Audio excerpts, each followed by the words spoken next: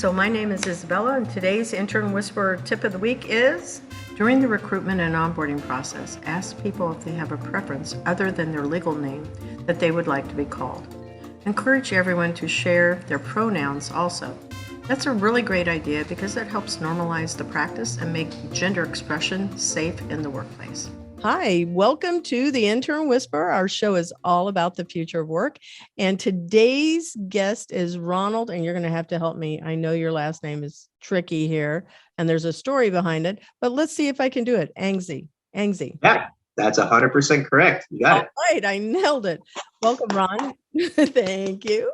And you're with Kash.io. We always start our show off with asking our guests to tell us 5 words that describe them and why. And so we did a little bit of, pre-planning on this one, so I can help you out there. No worries. What would be one of your words that you would say describes you and why? I'm a combination of a futurist and a skeptic. And I think that creates a healthy balance because futurists really tend to look forward into the world and see what it could be in the next 10 plus year time horizon. With my background in venture capital, it's something that's really resonated with me. Even my personal investments, being an early shareholder in Tesla in 2013, early in Bitcoin, and was around 4,000, early into some of my private startup investments. But balancing that with a skeptic, because a lot of futurists are not very practical. They don't see or acknowledge the challenges. And that's when a lot of great ideas fall apart, is kind of in the execution or looking at the multiple perspectives of something. So you have to blend a healthy dose of futurism with skepticism in order to find kind of that middle path and how to tangibly realize it and manifest kind of the world around you that you envision. I think that's really a good choice of words that most people may not think that, they'll say they're one or the other, but they don't find that balance. And I really like the fact that you were creating balance in there. That's really good. Nobody's done that before. So you're the first. Thank you. Thank you. And, like when it comes to it, if you're super futuristic, you can just be like naive and overly idealistic and things don't economically work in your life like that. But if you're too much of a skeptic, you don't realize when innovation comes and hits you and disrupts you and changes your way of life. So having a bit of both is good. And that is where all the alpha is, in the middle. So, yeah. I agree with you on that one. That's for sure. So you said tenacious. Why that word? I'm a first generation college student growing up. No one ever told me what to do. So I was relying on internet websites, whether that's College Confidential, Reddit, Wall Street Oasis, just reading a lot of opinions from people online who are smarter than me, talking about various life advice and self-help and just how to navigate from one place to another. Because I didn't have that in my childhood, really growing up, and someone who's really gone through it before. So I had to figure it out through the community around me. Creative? Yeah, when it comes to creativity, I think I excel the best when I'm in a situation where there's 1,000 ways to do something. You don't know which of the best way forward is that. If you're just looking for like a really smart, Wharton MBA to go and do something and you plug and play, you get 85% of the same output. I'm probably not that guy. If you say follow steps 1 through 17, I'm going to look at step 14 and step 8 and see if you can swap them out for each other.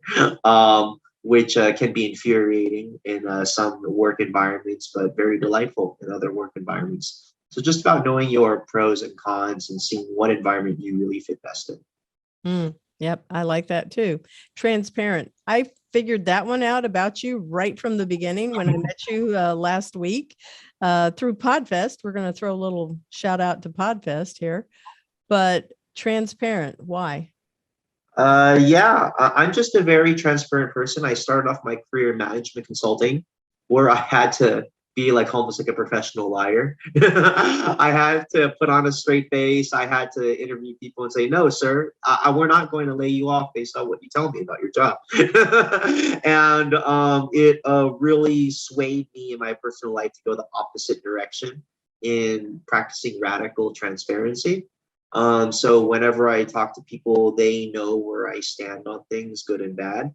I hate it when people say things behind other people's backs.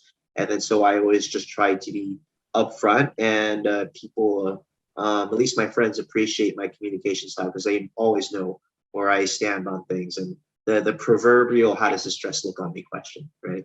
I totally agree with you. I'm very candid also in my conversation and direct. I describe it as that, direct and very candid. So if you want me to tell you what you need to hear, come to me because I will tell you those things. Nice. Yeah. Mhm. If it's something that you don't want to hear, then just say, okay, I'm not ready for it just yet. But I appreciate people that will tell me the truth and be honest with me, like what you're describing. So transparency, good thing for sure. Thank you. Thank you. Yeah. So all of that rolls into one word that we could use to describe you, communication. Yeah, I realized early on that I was not the smartest person in the room. Yeah. Is And anybody? I mean, there's always going to be somebody that's smarter than than us. exactly. And if you're the smartest person in the room, you should look for a new room to always constantly learn from someone. And what I realized at an early age is with the power of the internet, you can really just find any information you need. Yeah. But the ability to really articulate that information is incredibly important. I mean, I used to work at IBM with semiconductors. Then I worked in Tata Communications with a whole series of telecom, venture capital, innovative ideas. I had my own Y Combinator, a startup around biotech, so explaining clinical trial information to people. And then at Humana, explaining the beast of healthcare insurance to people. Where I swear, we don't go into a daily all hands meeting in the morning and say to ourselves, how do I screw over old people today? I swear, no one actually thinks that way, right?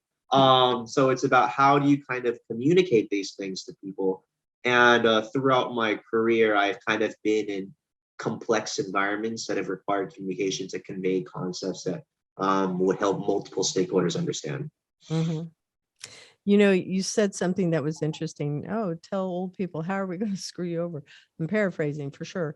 But I didn't even make it an hour. I went, okay, I'm going to take this second job. And I was doing phone sales Mhm. and, cold calling. And I realized I cannot do this. It was selling cruises to people who had no money. I could not do it. I said, okay, I can't do this. And I walked out. Wasn't even there an hour. So some things you can have a really hard time with doing. Yeah, I totally agree. Everyone says, like, Ronald, you should be a salesperson. And I'm like I can't be a salesperson because I actually have to believe in what I'm selling. It doesn't actually work if you just give me a salary and say sell this, right? I actually have to believe that it's actually something as a worthwhile value proposition. So I think we're similar in that way, but yeah, on a higher level, so many jobs, investment banking is a sales job at a higher level. Management consulting is a sales job at a higher level.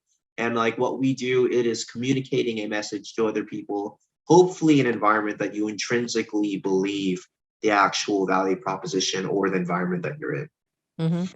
But I'm going to push back on you on that one. So Mhm. salesperson, everybody is a salesperson is what I've come to realize, because how did you get your first friend? How did you get your first boyfriend or girlfriend? How did you get your first job? You have to, but the key word is just like what you said, you have to believe. And so are we all salesperson, or are we salespeople Yeah, passionate totally. about what we do? Everyone is a salesperson, right? In your personal and professional lives, it's just about kind of your willingness to accept it, and the directness of it. I guess what I'm referring to is you get paid a salary to represent a product, and then to get someone to use or buy that product Right. if you disagree with that product. And I Right. know plenty of people that if someone gives them a high salary, they will sell the product and they will sell it well. That's not who I am. So I guess it just depends on kind of the shades of gray over there. Yeah, I agree with you. I think that the word sales, most of us operate that can be like a bad word. And I think that's unfair to everybody that is in sales, because like salespeople, because Lord knows we wouldn't have jobs if we didn't have salespeople. But on the same hand, it's being transparent and ethical and making sure that we're conveying what the value of a product is And if it has no value to the person, knowing, you know what, this is not a right fit, like that's where that ethics comes in, right? You're 100% right, and I think when you think of these terms, it's a funny thing about language. Language has so much context and nuance and culture embedded within the words themselves. Like sales, you can have certain connotations to that. Or another one, a lobbying, right? Lobbying typically has negative connotation, but so much of lobbying is just presenting information about a certain topic. And again, you might have different pros and cons of a certain issue, and it's just about who can kind of represent those opinions. So like, yeah, there's definitely many fields that have that in it, but nothing is inherently good or evil per se. It's just how we use certain tools given to us. Yep. So yeah, you're 100% right over there. Yeah, we agree on that. That's for sure. So tell us about your educational background. Where'd you go to school? How'd you get to where you are now as this senior VP over there at Cash? What's that? Yeah. So went to Indiana University undergrad. I'm a proud IU Hoosier at That heart. is a good school too. Yeah. And I'm actually wearing a Hoosier shirt. I can't tell if you can. Woohoo. I'm not sure if people are just watching this or are they listening to it, but yeah. You know what? We Um, have both, just so you know, Ronald. We mhm. have this is actually going to be a video and it'll be on Okay. our YouTube as well as on our Facebook page. But then it's also the audio file. So go Hoosiers for those that can't see it. Yeah, yeah, yeah. And then start off my career in management consulting because, of course, when you don't know what you want to do with life, you do consulting. And then from there, I did my MBA at Wharton. I've always kind of wanted to do an MBA as a first generation college student, even though financially I knew it probably wasn't the best move to make. But really enjoyed my time there. I met an 18-year-old undergraduate freshman while I was doing my MBA. He had a science project, needed an MBA to turn it into a serious company. I said, that's cute. I can be an advisor. But the more I worked with him, the more I was like, wow, this kid's pretty remarkable. And if there's one thing I learned from consulting, where I lived in 17 cities in 3 years, working with over 13 different clients, is that you don't work for companies, you work for people. And the more I worked with this 18-year-old kid, the more I was like, I believe in this guy. So long story short, dropped out of school, worked on the startup full time, got into Y Combinator, partnership with NASA, several major hospitals, raised a 7-digit figure round and became over a $10 million company. And then from there, I sold out of it, a pretty decent sale. Not enough to retire, but enough to cover student loans, which is all that I honestly cared about. So went back, graduated, and then did corporate VC for a while. So it was fun kind of working with startups in the portfolio operations role. Worked at a big startup at Humana, where it was $100 million startup initiatives where I led product strategy for it. And I caught the crypto bug. It's a story of everyone in the crypto industry is a catch a crypto bug. And now I'm here as a senior VP of a publicly traded blockchain company called Intellabridge, where we offer 10% interest savings accounts. So Telebridge is the corporate name, but Cash is their DBA. Yeah, it's the product name. It's kind of like Google and Alphabet, right? So the consumer product is called Cash DeFi. Gotcha. All right. So that was my next question is what is Cash? And you touched on it a little bit. It's a cryptocurrency. Yeah. Oh, when people think of blockchain, they think of like Bitcoin or Ethereum, right? But Right. there's such a wider scope, and I know we'll get into that later in the conversation. But for example, if you look at decentralized finance, people put money in a bank today. They, as a depositor, the bank then loans it out to a borrower at a high interest rate. They give a low interest rate to the depositor, and they keep all that profit in the middle to give the CEO, shareholders, accountants, and lawyers, real estate buildings and properties. In decentralized finance, you disintermediate the bank and you have money flow between the depositors and the borrowers directly. And because there's no bank in the middle to take the profits, the depositors get a much higher interest rate and the borrowers get charged a much lower interest rate. So it's kind of technology and using computer algorithms as a trust system rather than a centralized entity like a JP Morgan. So what our company does is we enable people to access a $30 billion decentralized finance money market created from a Stanford engineering graduate, backed by Coinbase, Robinhood CEO, Tiger Capital Management, and all these other big entities. And we allow the little person, the everyday person, your mother and your neighbor, to access the exact same system with Gmail, Facebook login, ACH wire transfers. This is not Bitcoin. This is not Ethereum. This is earning 10% stable interest in cash deposits, which in an era of 8.5% CPI reading, and that's only the official number. Unofficial numbers for things, assets of scarcity like real estate, are probably much higher than that, right? The ability to get 10% interest savings account is transformative for individuals, corporations, and nonprofits alike. It's amazing. I mean, I'm jumping on that train too. So I will gladly do that. So you mentioned a word, decentralized, and I know that you gave it a definition, but just so our listeners are like fully tuned in, decentralized, you want to go ahead and refine that. But then I also have some examples that I wanted to talk about, like Yeah. Capital One. They don't have a bank that you walk into, neither does USAA.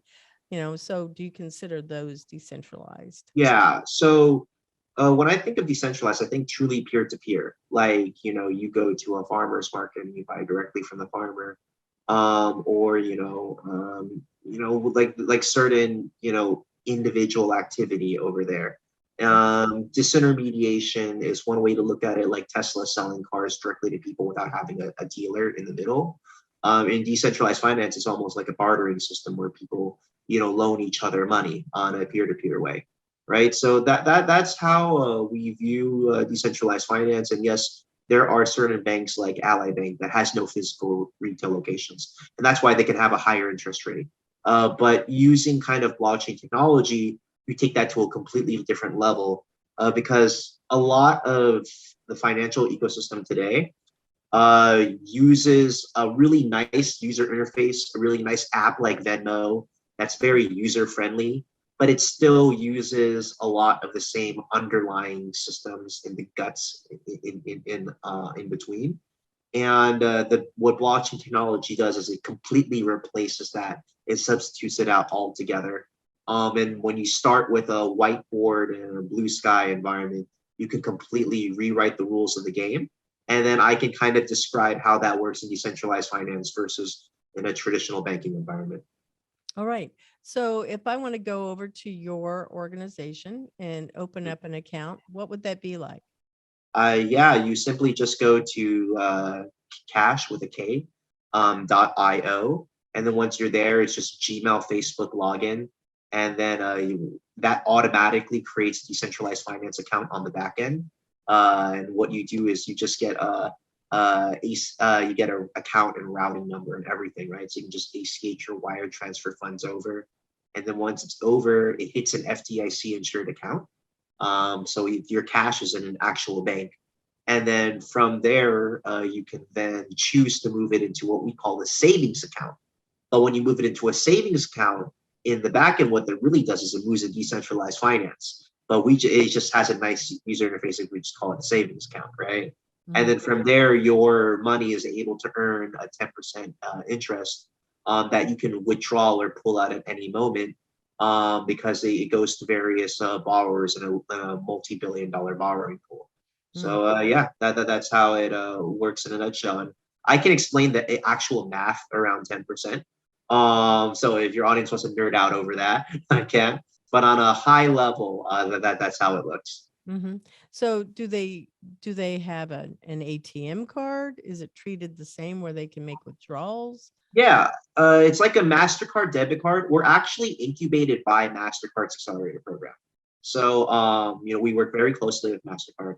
We also work with Prime Trust, which is a very, very large entity, financial entity in the US with many partner banks. They work with Binance and Kraken, for example. And so, yeah, we work with these entities, and that enables you to just send cash over. And then once you send cash over, it converts in the background into what's called a stable coin. And then a stable coin is then, it's like programmatic cash. It's like cash, but you put smart contract computer programming logic into the cash, so that it automatically gets loaned out and is automatically withdrawn back to you when you need it. for an ATM withdrawal in physical cash, or in a debit card when you want to go to a local restaurant, or you want to send the money back to your Chase account. It can send back there that way. That sounds good. So it works apparently tandem with what people are comfortable as a brick and mortar building, that they can go in there and see and still move their money around within a cloud-based platform. Yeah. Exactly. We would just want people to be very familiar and learn. It's almost educational, right? They're like, okay, you get 10% interest savings account. Like, how does that work, right? And then I kind of have to educate you on what a stable coin is, on the difference between an FDIC insured dollar versus a stable coin dollar versus like what do you have in Venmo and like just digital cash, and the differences between them. And then how you get that interest rate, and then how you're able to spend in real life via a MasterCard debit card, how you're able to send it back. That's why we have weekly sessions every Friday, 11:30 a.m., where you just do open Q&A sessions where people can come, ask these questions, and then we can kind of walk them through it, right? So I'm pretty proud of it.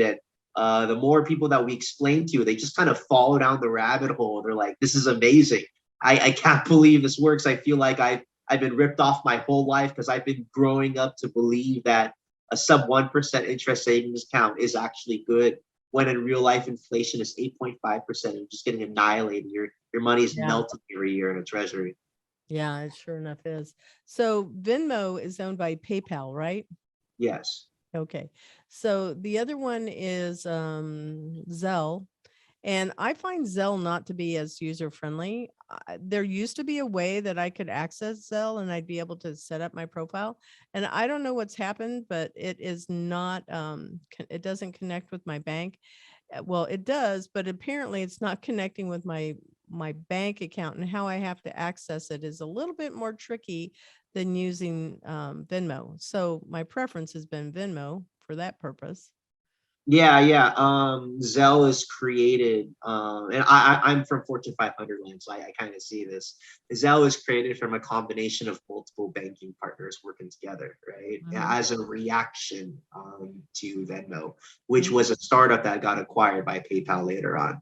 And then so like if you look into the history and genesis of these companies and how it's like tech founder focused, and the engineering behind it, the end user experience makes such a big impact, right? Whether it's Cash App or Zelle or Venmo, or when you get into decentralized finance, like what we do is we just want to make the user interface really simple and delightful for people to use, right? So that's a big insight, especially if you want like your mother to use it or your neighbor to use it. Right. Accessibility is such a big thing to overcome. So do you see that you're going to have to bring this into, I don't know, educational institutions where we're talking about how money is moved and kept in a different way than traditional textbooks? Yeah, I firmly believe that every classroom in elementary school in America should learn about financial literacy. I heard that Florida recently enacted it, so congratulations, Florida. I think every child should learn about the concept of compound interest, and these things really do add up over time. We have a little compound interest calculator on our homepage just to show people the differences in a 10% interest savings account. So these are all important concepts, and I think it is through educational enlightenment that people learn to trust new technologies. Like I remember when I was a Tesla investor in 2013, and people were like, "Oh, electric cars, they're made of batteries. Don't they catch on fire and blow up?" And then it was like, no, if you actually look at the statistics, the fire rates for electric vehicles is like 1/100th, 2 orders of magnitude away from a traditional ICE vehicle. But the moment any Tesla car catches on fire, it's on CNBC, right? So just people just logically think it's more dangerous. So when you look into decentralized finance, you're like, wow, programmatic cash being sent to a giant borrowing pool, that sounds incredibly risky, right? And then that's where I like to say, like, sir, do you know that when you put $1,000 into your local bank, they actually loan out $10,000 fractional reserve lending? Or that when banks typically have like, 1% or even less in reserves in the bank at any given time, but they're able to get away with that because they have FDIC insurance, and that allows them to take all this risky behavior. Versus in, like crypto land, where if you put cash in, when you take out a cash loan, your collateral is over collateralized, so you need like $200 or $300 worth of collateral in order to get $100 loan. And because it's computer algorithms, the moment your collateral value falls to like 150, you're automatically liquidated. It is actually mathematically impossible for a depositor to lose their initial funds. So, like, just like I'll give you another example of a concept. Sorry for nerding out, but like, if you have a liquidation scenario in a home mortgage, how long does it take for the bank to unwind the house and sell the house? Multiple months, right? In a foreclosure environment. In a decentralized finance environment, when you get margin called and you get liquidated, that happens instantaneously in a fraction of a second, 24/7, automatically without human intervention. So it actually protects depositor money significantly more than a traditional banking institution does. Wow. That is really good news. Now, I don't know when this type of knowledge is going to be migrating through the public school system or just schools in general, because I don't think it's going to happen, honestly, very fast. I mean, it's education and government are very slow moving creatures, you know, Mhm. with doing anything that's significant like what we're talking about here. Yeah, I think it will definitely be social media. It will unfortunately be like a lot of the TikTok influencers, which are not good people for the most part. But we saw that the younger generation really picked up on the internet incredibly quickly, right? Yeah. And how they do things digitally. And I think for blockchain adoption, the younger generations of people will pick up on that quickly. Oh, I think so. So yeah, and we have seen data of that and how ubiquitous it's become. So it'll be interesting to track those trends and how those trends change over Yeah, this is the time to be a research person in this time. and like how things are happening. So digital assets and bracelets. What are those? Those are not necessarily jewelry when we talk about bracelets. I am a newbie to this, to be honest, so I don't have definitely not the depth of knowledge that you have. But I did join one of the Discord groups that's specifically dealing with blockchain and then also with Yeah. uh, I mean, so when you look at anything, what's the difference between a China knockoff bag versus, a Louis Vuitton bag that right. is real? What if the actual knockoff bag comes from the same manufacturing plant as a Louis Vuitton bag, but they just took off the logo, right? The difference in all three of those scenarios is kind of the societal value and the perception of it in the brand, right?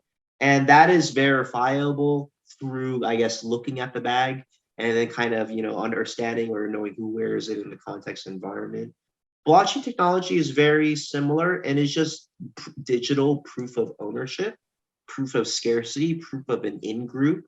I mean, yes, anyone can look at a picture of an NFT, copy paste it on their computer, right? But you can Right. do the same thing for the Mona Lisa. That doesn't make it the Mona Lisa. There's only one Mona Lisa, right? Right. So when it comes to an NFT, whether it's a digital bracelet or a painting or just some element there, it is blockchain. All blockchain means is like something, whether it's a transaction or it's a receipt, it is copy and pasted on multiple thousands of computers, so it is undeniable who owns it or how the transaction occurred, right? It's just incredible proof, right? So it's incredible proof that something of value truly belongs to you. Now, in certain environments like digital ownership, or like, for example, tickets to basketball games, that can be purely manifested digitally. So like that is something where it clearly makes sense to use blockchain technology. The moment you get into real life, where there's like an actual real life painting and it's associated with an online proof of ownership or like supply chain, it gets a little more tricky because you're interspersing real life versus digital domain.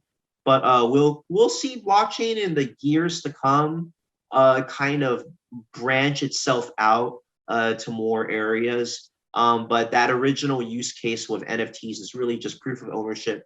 the way you have a really cool Ronald@gmail.com account, or you have love.com as a URL domain that you own. It's just an extension of that concept. Mm-hmm.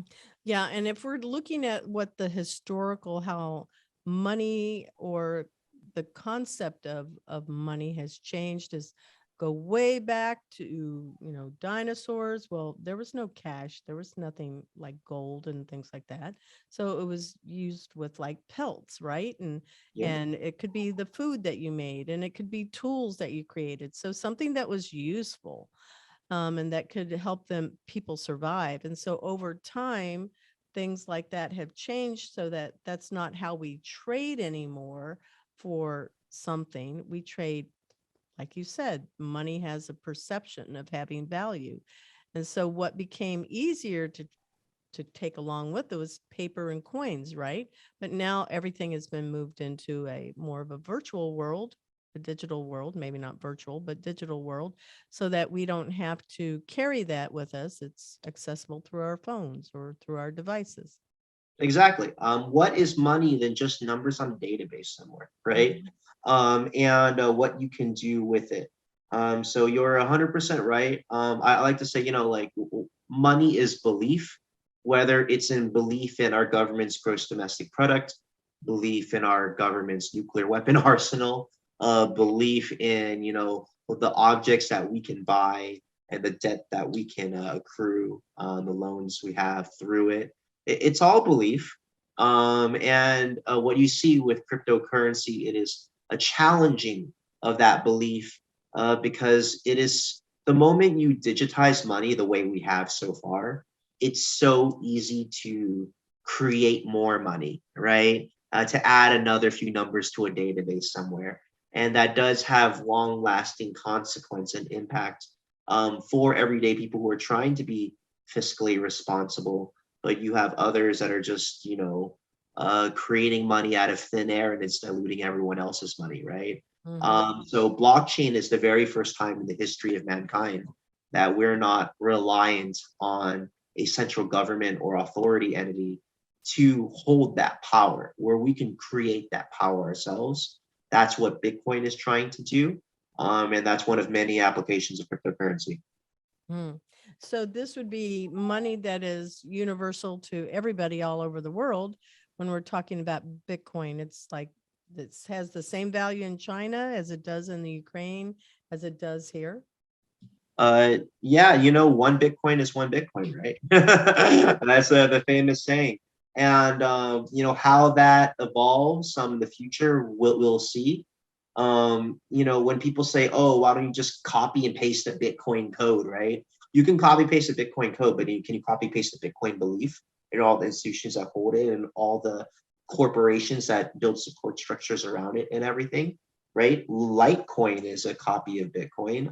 Nano is a copy of Bitcoin with actually technological upgrades to it, but they're not Bitcoin because money is a function of belief, and that is such a powerful thing coming from me and my background in marketing and how people choose to value anything, right?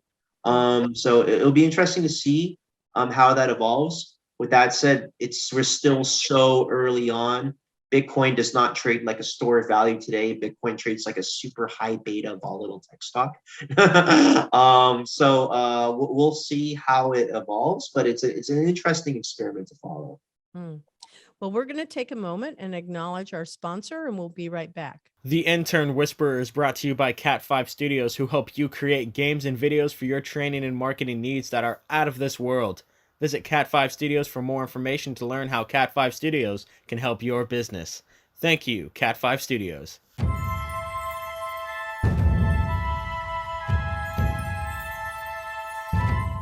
And we are back to the second half of our show. We talk about the future of jobs and industries moving into 2030. That's not that far away. That's really only like 8 years. And here we are in April. So we could even venture to say 7 if we don't even count this year. So it's really hard because 2 years ago, a little more than 2 years ago, nobody thought the world would have changed overnight like how it did. And so here we are, people stopped essentially they stopped working. They stopped doing a lot of things that we all took for granted, like how we grocery shopped and how we got food and where we would go, for entertainment, right? So many things we took for granted. COVID has had a huge impact on business. But as we're talking about decentralized banking, what do you think that's going to look like going into? There's no right or wrong answer, Yeah. to be clear. As So we I'm move yeah, into these I don't I try not to think in an absolutist black and white environment. I no, try to think in terms of Bayesian probability. 30% chance of this, 5% chance of this, 50% chance of this, right? that's helpful. Um, yeah. So when you look into how people view finances, right, and savings, I think you're already seeing right now a dissemination of information at a much higher velocity than historically in the past. I love using Tesla as an example in the investor community because you literally have people who are truckers in the background saying, I see this transportation, this raw material, I know the rate that it's coming in. Someone else to fly a drone over a shipping port and saying, all right, here's where all the cars are being sent. Another person looks at that video footage, manually counts every car being loaded in the shipping port. And then another person looking at the shipping port, at that ship, and then tracking the GPS manifest as it crosses from one continent to another. And another person who where the land translates it from Mandarin back to English and says that these are going to be delivered in time for the quarterly earnings report. And they nail deliveries forecast, they nail earnings per share, they crowdsource information and get more accurate information than Morgan Stanley or Goldman Sachs or anyone on the street. Because you literally have thousands of people working together on this thing, right? And that's the beauty of information dissemination nowadays with the internet and crowdsourcing, and how people view money and their investment decisions as a result of that are definitely going to be changing in the future. So it will be interesting to see all the different ways people put investment allocations and the diversification of that across different asset classes. But what you'll see is, I suspect, a higher velocity of turnover in how people are doing different things rather than the 60-40 stock to bond portfolio ratio that has historically been in place, right? And how that manifests itself will be very different and will change more rapidly over time.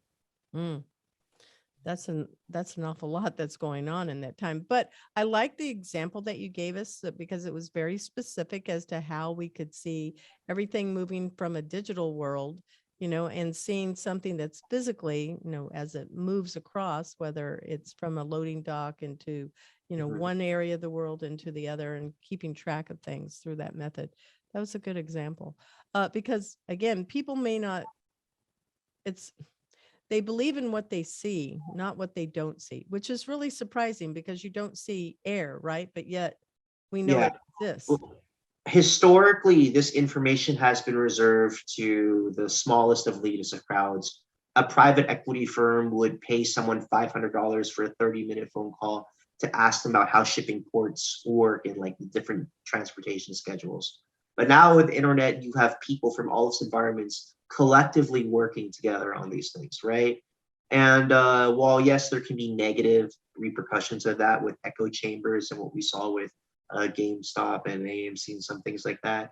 It can also work very positively in when disinformation comes out, how rapidly it can be exterminated based on like how strong the community is.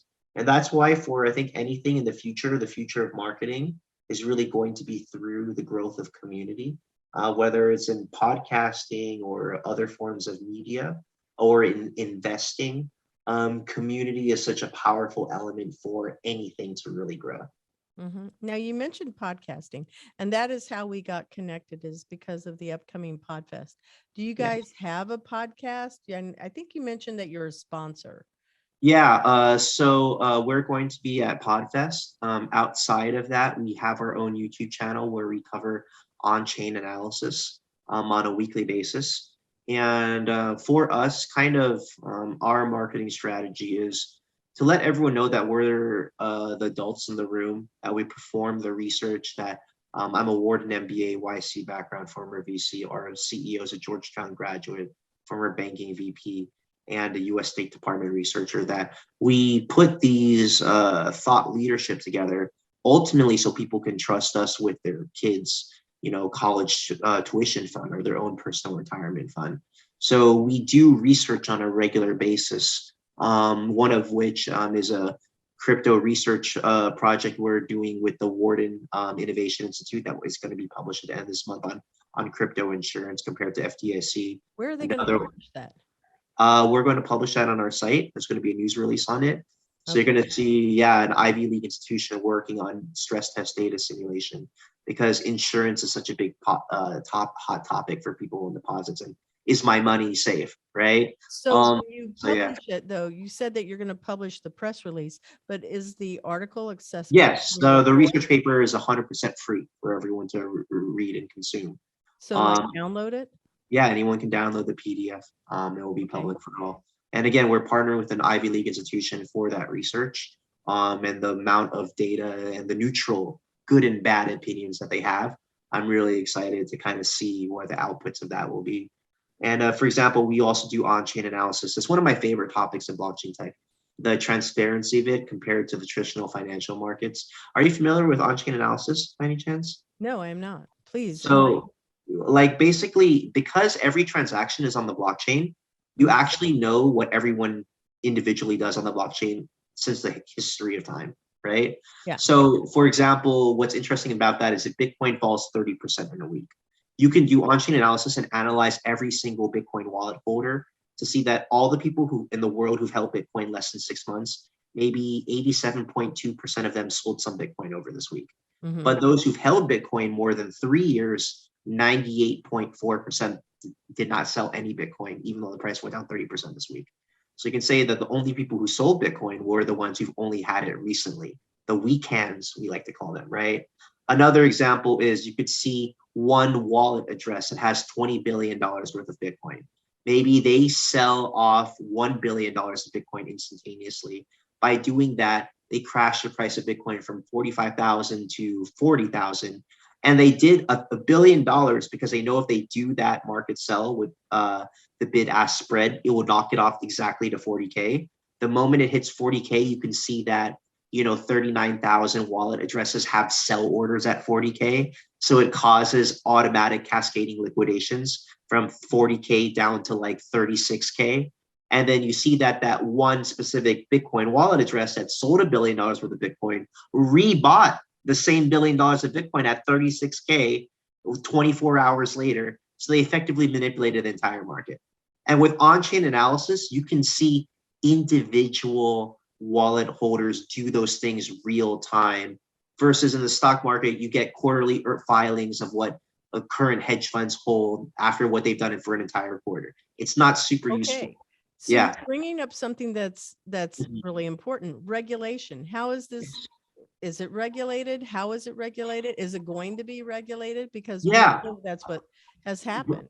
Regulation is definitely important, but smart regulation is important, right? Mhm. So for example, there was someone on one of the largest NFT marketplaces in the world, OpenSea. He bought NFTs and listed it on the front page afterwards and jacked up its value, then sold it then. That's terrible. That guy definitely needs to go to jail, right? Right. But the SEC right now is going after like Coinbase, who is actively trying to follow the law. BlockFi, who came to the SEC asking for help on regulation, then the SEC prosecutes them and enforces $100 million fine. And like there's smart regulation, there's regulation. That's what you're going to do for the people who are spending hundreds of thousands of dollars of lobbying money. What about everyone else who doesn't have that budget? They're going to just try to skirt and avoid you or relocate themselves outside the United States. The thing is, the tech world of the US is so amazing, and that's where so much of our growth in GDP growth comes from. That's because the US just let it grow like a weed, right? And what's the biggest tech company in Europe? Like SAP? What, Stripe, maybe? So like when it comes to that, the US truly dominates tech. But if you look into blockchain, because there is something to potentially lose as a reserve currency status of the world, you see hesitancy in the US in regulation. And that's why some of the top cryptocurrency protocols are not in the US. Aave is in Europe. Terra blockchain is in South Korea. Polygon is in India. Some of the top blockchain companies in the world are not in the US now. And so that is a geopolitical problem I think the US needs to rectify. There needs to be regulation, but smart regulation. Yeah, there's a lot that we're reinventing how we are going to carry money, carry debt. Is everybody going to come globally, come to the table with how we're going to treat this? I don't know how it's going to play into effect into political, I'm going to call it warfare with how we Just deal. geopolitical affairs. Yeah. Yeah, for sure. Because, I can see when you were mentioning like these fines, I'm sitting here going, okay, so has to be these back room conversations that are going on where something's happening and, they didn't know. This one company that you mentioned, they're playing by the rules. And how much was that fine? $100 million to BlockFi. So it's like, well, they were playing by the rules, but yet somebody else gets away with it. So like, what's going on that's behind the scene conversations is just kind of how I feel. I don't know. I follow some of that conspiracy thinking though. Yeah, I will say not everyone is bad. Like if you look at the SEC, Commissioner Hester is really good. She's very thoughtful in her opinions on crypto regulation. Other people, not as much so. And I'm not going to try to, be a back chair psychologist and try to guess why the SEC is kind of prosecuting the cases they are. But what I will say is the crypto industry would love it if the SEC went after scams, if it went after like people taking advantage of the system to personally enrich themselves, if they went after abusing small individual retail folks. But it seems from what we've seen publicly, a lot of what the SEC has gone after has been a lot of the legitimate entities that are trying to do things right. And that's really unfortunate. In what I can see from an investor standpoint, I try to invest in some blockchain projects. They're like, oh, you're in the United States. We don't allow any investors from the US. And I'm like, no, that makes me so sad. So like the repercussions and effects that it has is unfortunate. And like a lot of crypto companies can't even operate in New York. And like, what's that doing to their environment? Miami's certainly taking advantage of it. But we'll see how that environment evolves over time. Yeah. So what is Web3? Let's move into this. Yeah, Web 2, if you were looking at the original web, we need a lot of people to go to our website. If a lot of people go to our website, we put advertisements. 1% of people will click on the advertisements, and then 30% of those people will buy the stuff. And then, we make some profit off of there. So the incentivization model was to get as many eyeballs to read something as possible, which is why you have outrageous headlines on everything, right? And echo chambers of people just trying to hoard a bunch of people to have like in-group thinking, right? And so that's kind of a repercussion of advertising-driven business model. In Web3, you're moving to a token-based business model where if you are the first, listeners of a podcast, the first 10 episodes of a podcast, you get a podcast token, right? And then with this podcast token over here, it gives you certain properties, like maybe you can redeem 10 podcast token in order to meet your podcast host, or you can submit your questions to a mailbag and it goes to a private mailbag where you're definitely going to get your questions right on the internet, right? Or other value. Or you could resell, and then so some people value that podcast token, so they will buy that podcast token from you for cash in the future. And now you only get the podcast token. Maybe you get 100 of them for listening to the first 10 episodes. Then the next 10 episodes, you only get 50 podcast tokens. The next 100 episodes, you only get 1 podcast token for listening. So it rewards the people who are early adopters of a certain platform. And then it imbues value in that token. And that token You could call it a baseball card, you could call it a pog or whatever, right? We just kind of call it a token. That token has value based on how the community grows and how the content creator or the organization embeds it with value, whether it's like a lifetime ticket or a mailbag exclusive invite, or even a trip to see the podcast host or whatever, or getting a percentage of the advertising income that comes into the podcast and we get a dividend from it, right? So like there's all sorts of properties that can come from the token.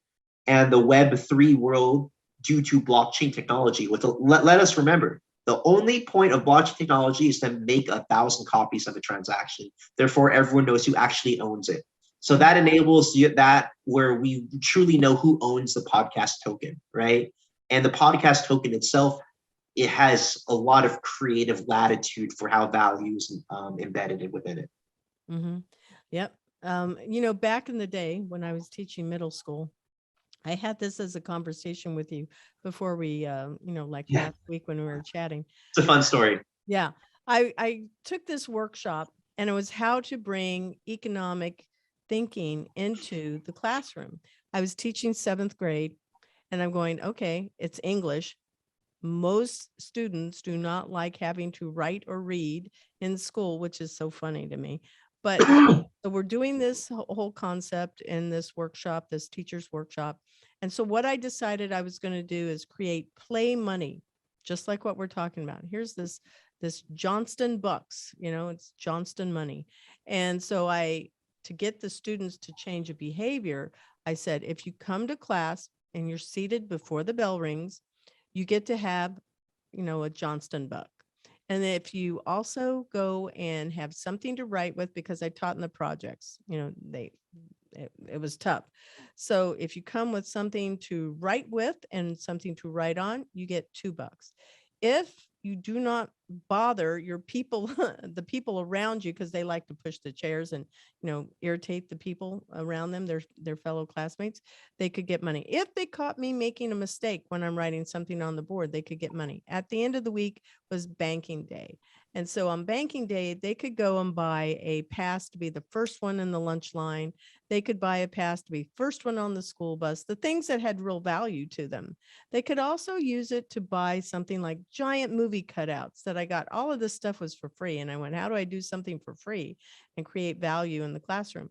So the students started, using it, and they could also save it up and they could take any one bad quiz that was an F and turn it into an A. Now that was not probably the best way, because it's like, how did you have to actually, you're buying a grade? But my argument back was no, because they had to learn how to save money and they had to be able to be patient. And they also had to have a lot of A's to be able to make that other bad F. It took 2 A's to make 1 F become a C.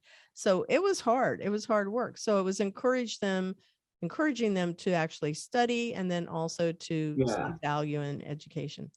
Long story short is that the money got street value. They were buying it from each other. That was crazy to me. I went, oh my God, they're really there's real value in this money, because they wanted to be able to come in at the end of the week and have a lot more play dollars. And it looked like Monopoly money. That was the crazy thing. And then, if you have the ability to turn a quiz from a F to a C, I can see why it has street value.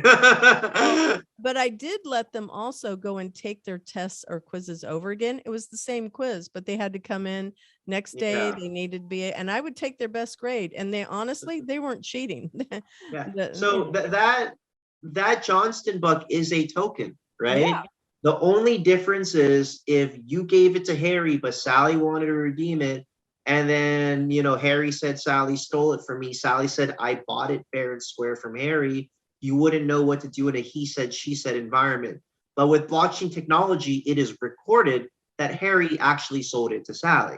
Mm-hmm. Now, everyone, because of that, it gives it so much more value for real world consequential actions. That's all blockchain technology is. Mm-hmm. It's just making sure that everyone agrees on the same story, the history of transactions, right? Yeah, so we've been every single thing that's happening. Exactly. So we've been working with tokenization and Johnston bucks and everything for a long time, even longer than money has been around. It's just that with the technology of blockchain, it is now able to have so much more creative applications with, and because of that, now your mind expands, whether it's making a grade from an F to a C, or if you collect enough of that, you get to go to Disneyland or a day off school or whatever. It is up to the content creator or the organization that issues the token to create value into it.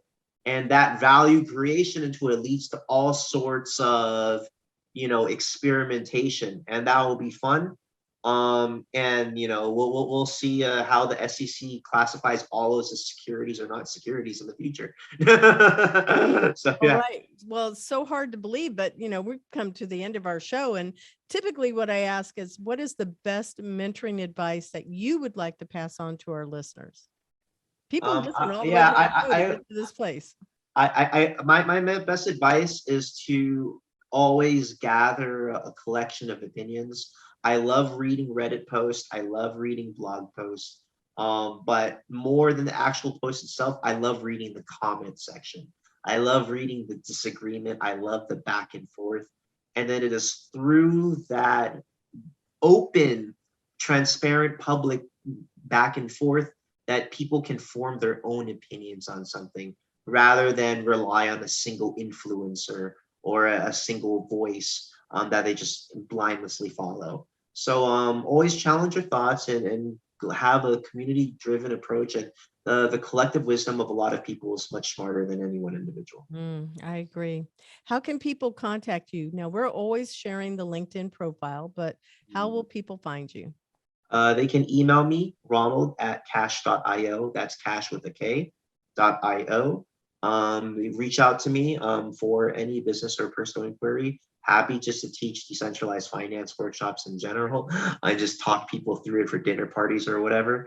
Just like I'm really excited about what our company is doing, and that I literally think everyone's family members and their friends could benefit from a 10% interest savings account. I want every nonprofit in the world to be a customer of ours, right? I want every small business with a restaurant struggling to make ends meet to be a customer of ours, because that 10% makes such a big impact compared to how you normally get it. That is just really, it frees you from inflation, helps you find your financial freedom. And I find a lot of intrinsic value and meaning to being a part of this, to being on these podcasts like yours and explaining these concepts to really help people open their eyes up to what the world can really be. Well, I really love that. Thank you so much for being a guest on my show. I cannot begin to tell you. This was amazing. We've not touched on this topic, and I'm looking forward to having other people come back. Is this what you're going to be speaking about at PodFest? I'm going to be walking around podcasts giving people free money, free dollar bills. Ooh, I'm going to be there. So if you find me, I'll give you some money. So yeah, but happy to talk about this with anyone, anytime, in any environment. All right. Well, thank you so much, Ronald, for being on the show. All right. Thank you so much. Cool. Thank you to our sponsor, Cat5 Studios. Thank you to our production team and video interns, Christian Flowers and Daniel Conti. Music is by Sophie Lloyd, and our sound engineer is Eric Peterson. Please visit Employers for Change at www.e4c.tech to learn how you can create real diversity and inclusive culture while upskilling your people for the future of work. Thank you for listening to The Intern Whisper, and follow us on your favorite podcast channel.